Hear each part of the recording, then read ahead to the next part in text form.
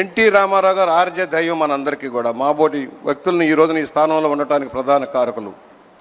ఆయన చలనచిత్ర నటుడిగా ఉన్న రోజుల్లోనే మేమందరం అభిమాన సంఘంగా ఉన్నాం. ఆ రోజుల్లో ఆయన ఎదుర్కొంటున్న సమస్యలు కూడా మేమందరం చూసిన వాళ్ళం. ముందుగా ఎన్టీఆర్ సంఘ సభ్యులకే హింట్ చేసేవారు. నేను కూడా రాజకీయాల్లోకి వద్దామని ఆలోచనలో ఉన్నానని హింట్ చేసేవారు, కానీ ఎప్పుడు వస్తారు ఏమిటని చెప్పేవారు కాదు. కానీ తెలుగువారి ఆత్మగౌరవం దెబ్బతిని మదరాసులుగా పిలువబడుతూ ఏకఛత్రాధిపత్యంగా ఏలుతున్న కాంగ్రెస్ పార్టీ దుశ్చీతి వల్ల వాళ్ళ రాష్ట్రం దెబ్బతింటుంది, తెలుగువారి ఆత్మగౌరవం దెబ్బతింటుందన్న భావంలో మరి 82 మార్చి 29వ తారీఖున ఆదర్శ నగర్ హైదరాబాద్ క్వార్టర్స్లో ప్రకటన చేసినప్పుడు కొద్ది మందితో మొదలైంది, కొన్ని వేల మందికి పోగైంది. ఆ రోజున పెద్ద పెద్ద వాళ్ళు ఎవరో పార్టీకి అండదండలు అందించాల, పారిశ్రామికవేత్తలు కానీ పెద్ద పెద్ద భూస్వాములు కానీ ఎవరూ లేరు. సామాన్య కార్యకర్తలే రామారావు గారికి అండగా నిలబడ్డారు. సామాన్య రైతు కూలీలు కానీ, డ్రైవర్లు కానీ, ఆటో వాళ్ళు కానీ, రిక్షా వాళ్ళు కానీ వీళ్ళంతా సపోర్ట్ చేశారు. ఆ రోజున పాత డొక్కు చైతన్య రథంతో కార్యక్రమం మొదలైంది. హరికృష్ణ గారి సారథ్యంలో పాత డొక్కు. ఆయన ఎవరైనా పేదవాడు వచ్చి అంబలిస్తే తాగేవాడు. పెద్దవాడు ఇచ్చాడా, విషం ఇచ్చాడా, ఏమిచ్చాడో చూసుకున్నారు కదా. అభిమానంగా ఎవరు ఏం తెచ్చిచ్చినా స్వీకరించేసి పాదయాత్ర చేశారు. 7 నెలల పాటు నిరంతరాయంగా మండు టెండల్లో తుఫాన్లో కూడా ఆపకుండా ప్రయాణాలు చేశారు. ఆయన అధికారంలో రావడానికి కష్టపడ్డారు. ఆ రోజున చాలామంది అన్నారు కమ్యూనిస్టులు సహకారం కావాలి, వారు లేకపోతే మనం పరిపాలన చేయలేము అని పెద్ద పెద్దలు చెప్పినా కూడా ఆ రోజున కమ్యూనిస్టు ఉద్యమకారులు వేరే రకంగా ఆలోచించడంలో వారు లేకుండానే ఏకంగా అన్ని సీట్లు కూడా పోటీ చేసి విజయం సాధించిన విషయం మీకు తెలుసు.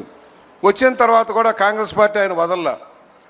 చలనచిత్ర నటుడుగా మీకు తెలుసు, అనేక ఉన్నత స్థితిలో నుంచి టాప్ మూవీస్ ఆఖరి రోజుల్లో ఆయన షష్టిపూర్తి జరిగే నాటికి టాప్ మూవీస్ అన్నీ కూడా ఆయనయ్యాయి.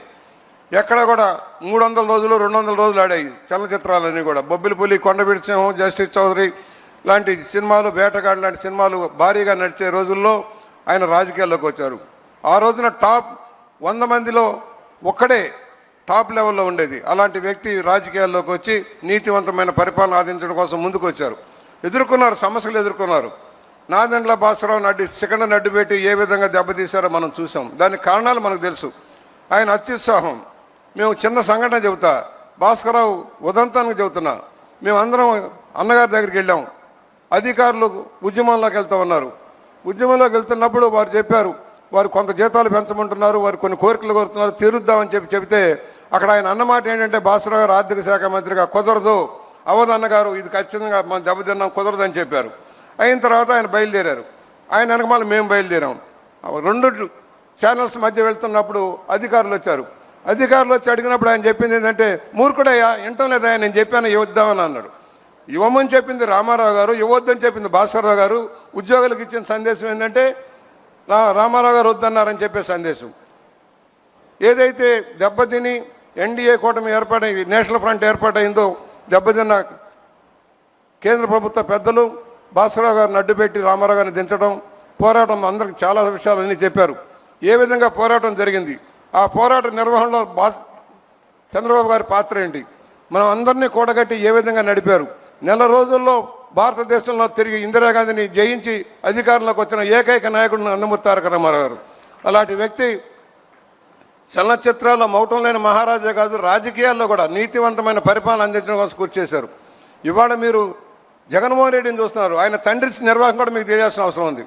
రామారావు గారు కేవలం విద్యుత్ శక్తి ప్రాజెక్టుగా ఉన్న శ్రీశైలం ప్రాజెక్టుని మంచినీరు, తాగునీరు, సాగునీరు ఇచ్చేదానికి తెలుగు గంగతో మొదలు పెడితే దాన్ని అడ్డుకోవడం కోసం మిగులు జలాలు, నికర జలాలను వంకబెట్టి ఇతర రాష్ట్రాలకు ఆయుధాలు ఇచ్చి ఆలమట్టి లాంటి ప్రాజెక్టులు నిర్మాణం చేసి మనకి ఇబ్బంది కలిగించిన చరిత్ర రాజశేఖర రెడ్డిది. ఆ విధంగానే అదే కాకుండా ఏదైతే హిటాచి కుంభకోణం అని కోర్టులో కేసు వేయించాడు.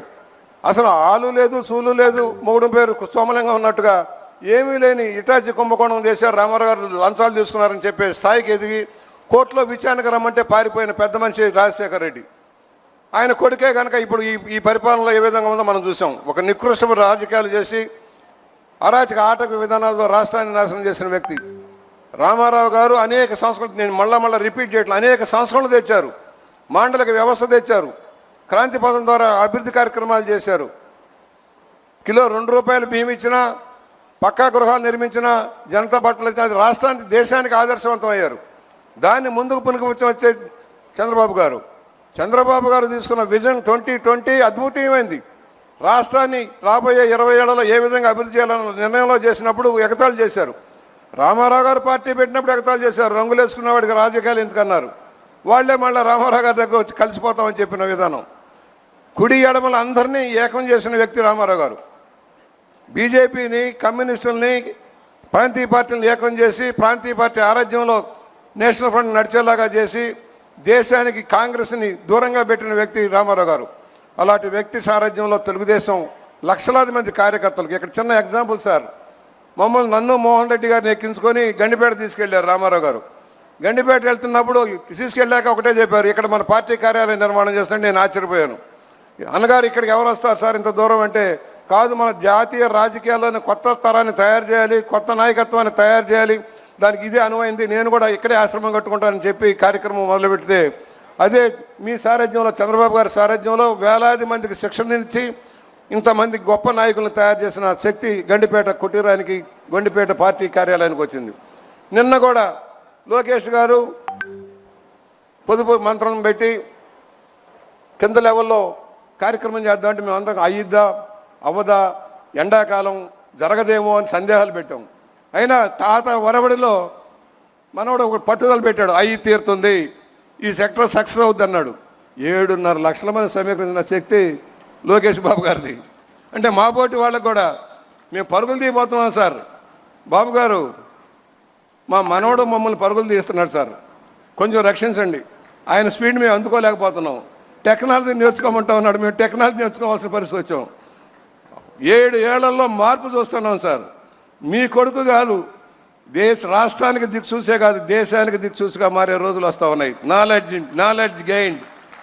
ఏదో ఎక్కడో దుర్మార్గ పరిపాలన చేసేవాళ్ళు కొంతమంది, రాష్ట్రం కోసం దేశం కోసం కృషి చేసేవాళ్ళు కొంతమంది, దాంట్లో లోకేష్ గారు ఉన్నారు. పులి కడుపున పులే పుడుతుంది.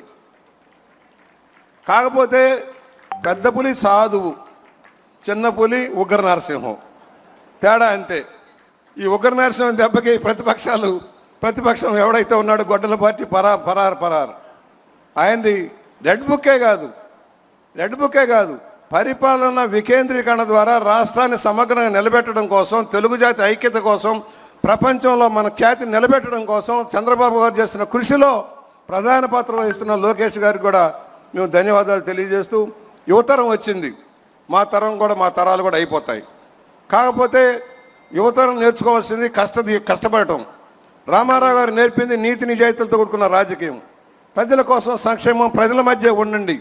ఒకప్పుడు ఒకే చిన్న లాస్ట్ పాయింట్ సార్, బాగారెడ్డి గారు నన్ను పిలిచి, ఏంటి బుచ్చిగా మేము ఎప్పుడు ఓట్లకు కూడా వెళ్ళలేదు, ఇవాళ మీ రామారావు గారు ఏంటి ఇంటింటికి వెళ్ళాలి, గడపకి వెళ్ళాలి అంటున్నారు, ఇదేమి రాజకీయం అయ్యా, మేము చచ్చిపోతాం మళ్ళీ తిరగలేం కదా అన్నారు.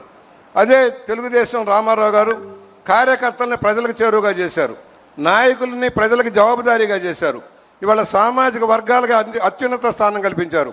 ఇవాళ మీరు మహిళకి కేంద్ర ప్రభుత్వం ఇచ్చినా ఇవ్వకపోయినా మేము 33% పైచీలకు ఇస్తామని చెప్పినందుకు మీకు ధన్యవాదాలు సార్. వంటింటికి పరిమితమైన మహిళలు ఇవాళ ముందుకు వస్తూ ఉన్నారు. వారిని అన్ని రంగాల్లో అద్వితీయంగా విజయం సాధిస్తున్నారు సార్. పురుషులు స్త్రీలు కలిసి ప్రయాణం చేస్తే ఏది సాధ్యమో మీరు నిరూపిస్తూ ఉన్నారు. దానికి చివరిగా ఒకటే, మేము నిన్ననే అడిగా, అయ్యా మేము కాఫీ టిఫిన్లు చేయడమే నేర్చుకున్నాం, రేపు రాబోయేలో వంట కూడా నేర్చుకోవాల్సిన అవసరం ఉంది. ఇదివరకు అమ్మాయిలే వంట చేశారు, ఇప్పుడు మేము కూడా వంట చేస్తామని చెప్పాము.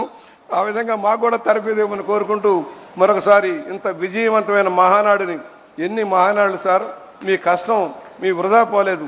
ఇవాళ కార్యకర్తలకు మనోధైర్యం, నాయకులకు మనోధైర్యం, చంద్రబాబు గారు ఉన్నారు, దానికి వారసత్వంగా లోకేష్ గారు వస్తూ ఉన్నారు.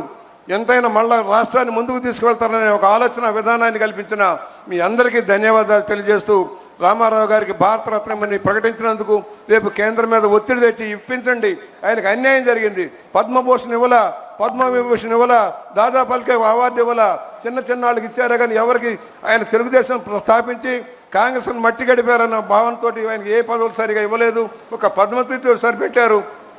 మనకు దయచేసి పట్టుదల నుంచి ఈ సంవత్సరం భారతరత్న ఇచ్చేలాగా కృషి చేయమని విజ్ఞప్తి చేస్తూ నమస్కారం, సెలవు. బుచ్చయ్య చౌదరి గారికి ధన్యవాదాలు. ఇదే తీర్మానాన్ని బలపరచవలసిందిగా గుంటూరు వెస్ట్ శాసనసభ్యురాలు సోదరిమణి గల్లా మాధవి గారిని వేదిక మీదకు ఆహ్వానిస్తున్నాం.